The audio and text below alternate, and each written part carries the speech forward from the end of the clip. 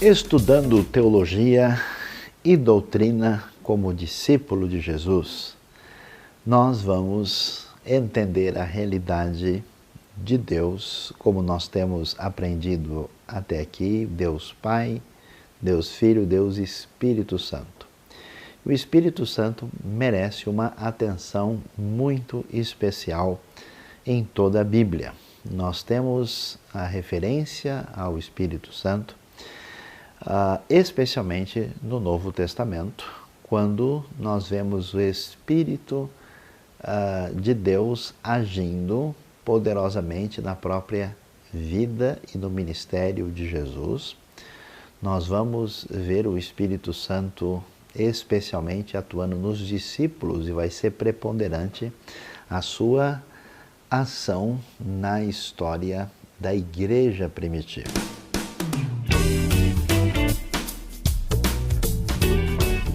Mas vamos observar a realidade mais específica do Espírito, começando lá atrás, no início de tudo. Nós vamos ver que na própria criação, nós temos logo em Gênesis capítulo 1, quando o texto diz que o Espírito de Deus pairava sobre a face das águas. O Espírito de Deus está agindo na criação.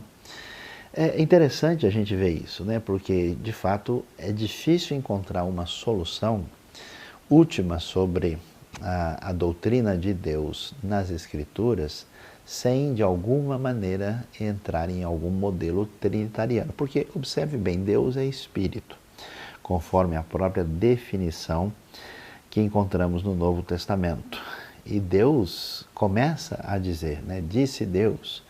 Deus cria todas as coisas e quando Deus está criando, o Espírito de Deus pairava sobre a face das águas. Como assim? Então tem Deus que é Espírito e um outro que é Espírito de Deus. Portanto, esse mistério que envolve essa triunidade divina está necessariamente presente nas Escrituras quando a gente considera o todo da revelação. Então o Espírito age poderosamente na história da própria criação. Nós vamos encontrar também referência ao Espírito de Deus agindo no Antigo Testamento. Por exemplo, é interessante observar na história do livro de Êxodo, quando o tabernáculo é construído e as duas pessoas principais que vão ficar encarregados de fazer aquilo que é uma teologia da adoração. Deus faz aliança com o povo de Israel, está presente e o tabernáculo vai representar essa presença de Deus no meio do seu povo. E quem vai executar esse projeto tão importante? Bezalel e Aholiabe. E o texto de Gênesis 31 vai enfatizar muito que eles foram cheios do Espírito de Deus para executar com destreza e habilidade todo o trabalho do tabernáculo. Esse Espírito de Deus aparece também, por exemplo, na história dos juízes, quando o Espírito de Deus caía sobre alguém, como por exemplo sobre Sansão, e ele tinha então uma força descomunal e conseguia vencer com facilidade os filisteus. Davi fica cheio do Espírito de Deus. Nós vemos essa referência tão importante que até o Salmo ligado a Davi, que é muito conhecido e famoso, o Salmo 51, vai exatamente dizer: não retires de mim o teu Santo Espírito, nem a alegria da tua salvação. Então, essa atuação do Espírito, o Espírito que age sobre os profetas também estão aí, são chamados esses homens que são atingidos pela essa ação espiritual da parte de Deus. O que nós vemos? Nós vemos o Espírito presente na criação, na redenção e agindo com objetivos e finalidades específicas na história da redenção do Antigo Testamento. No entanto, é interessante, não existe a ideia de que o Espírito de Deus está permanentemente agindo na vida de ninguém, nem mesmo da comunidade. Quando chegamos ao Novo Testamento, essa ideia do Espírito é muito, vamos dizer assim, ampliada. Ampliada a tal ponto que nós vamos ver, por exemplo, o Espírito presente em todo ministério, vida e vida de Jesus. Por exemplo, o próprio nascimento de Jesus, ele é concebido milagrosamente, né, pelo Espírito Santo. O nascimento virginal de Jesus, apresentado com mais detalhamento aí no livro de Lucas, capítulo 1, mas também nós temos em Mateus, capítulo 1, e essa ação milagrosa é concebido pelo Espírito Santo. Esse Espírito que vai atuar na vida de Jesus no seu ministério. Quando Jesus é batizado, é impressionante a expressão de Lucas, capítulo 3, que o Espírito Santo desce em forma corpórea de pomba. E o texto ainda vai prosseguir, logo em seguida, vemos isso em Lucas também, em Mateus, e também aparece nos outros evangelhos, quando Jesus, depois de ser batizado, o batismo de Jesus, ali nós temos a famosa ação do Pai e do Espírito, né? O Pai, inclusive, diz: esse é o meu Filho amado, em quem tenho todo o meu prazer. Nós temos a referência ao Espírito Santo que conduz Jesus ao deserto para ser tentado pelo diabo. E assim nós vemos a ação do Espírito no ministério de Jesus.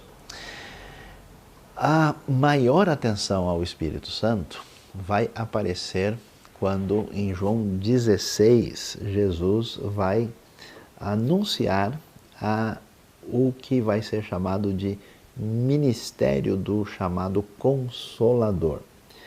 E Jesus deixa claro aquilo que nós mencionamos já na economia da salvação, né? A atuação preponderante, destacada do Deus Pai, Deus Filho e agora Espírito Santo, Deus Espírito Santo. O que nós vemos? Jesus dizendo que ele vai, mas ele enviará o Consolador para que esteja sempre com os seus discípulos, sempre com a sua igreja.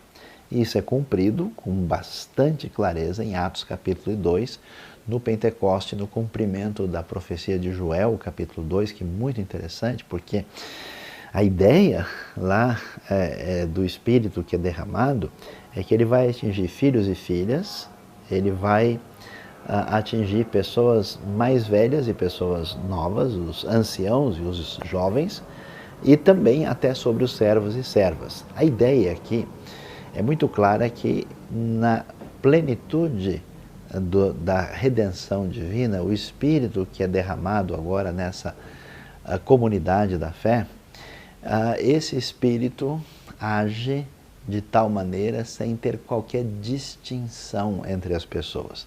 Isso é tão valioso que no mundo antigo as pessoas tinham poder, dominavam e eram superiores em função do seu status espiritual, do seu contato com os deuses ou coisa do tipo.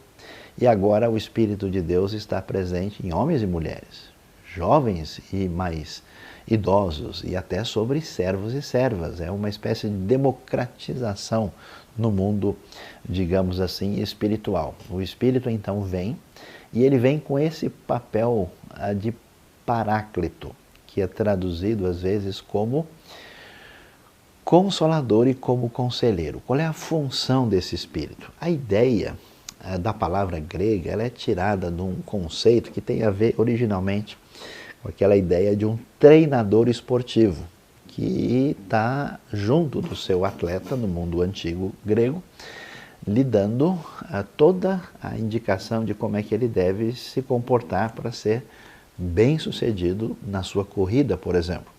Então, às vezes ele precisa de uma exortação, às vezes ele precisa de um encorajamento. A ideia do Espírito é essa. Ele é conselheiro, ele é consolador, ele traz muitas vezes uma repreensão, ele traz muitas vezes um encorajamento diferenciado, ele traz um consolo ao coração. O Espírito de Deus passa a habitar a comunidade da fé desde o Pentecoste e faz parte da história da igreja primitiva. Isso é tão impressionante, tão importante, que a história da igreja primitiva, especialmente relatada no livro de Atos, ela é totalmente uma igreja do Espírito. Como assim uma igreja do Espírito?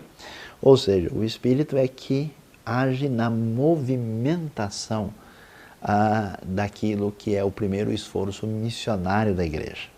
Quando Paulo e Barnabé estão lá em Antioquia da Síria, em Atos capítulo 13, é interessante ver que o Espírito de Deus é que vai dizer: separem Barnabé e Saulo para a obra para a qual eu os tenho chamado. E eles então vão partir para as primeiras viagens missionárias, tudo conduzido pelo Espírito. O Espírito chega inclusive a não permitir que eles entrem na Ásia ou na Bitínia, na segunda viagem missionária, e assim a ação do Espírito, a igreja, a comunidade da fé, a comunidade do Espírito. E como é que isso funciona? Funciona pelo fato de que agora que o Espírito foi dado e veio em Pentecostes, ele está presente, de maneira que ele habita permanentemente na vida dos discípulos de Jesus. Isso é tão interessante, e quando a pessoa deposita sua fé em Cristo, crê de verdade, o texto bíblico vai dizer com clareza que quem não tem o Espírito Santo, essa pessoa não pertence a Cristo, como é o caso do texto de Romanos, capítulo 8, versículo 9. Efésios 1,13 é mais forte ainda, que diz que quando nós cremos em Cristo, fomos carimbados, selados com o Espírito Santo da promessa, que é a garantia, que é o penhor da nossa herança, é a segurança de que somos de fato de Deus. Por isso, o Espírito é a realidade da vida de todo cristão, a pessoa deve cuidar disso. Tessalonicenses vai deixar claro que a gente não pode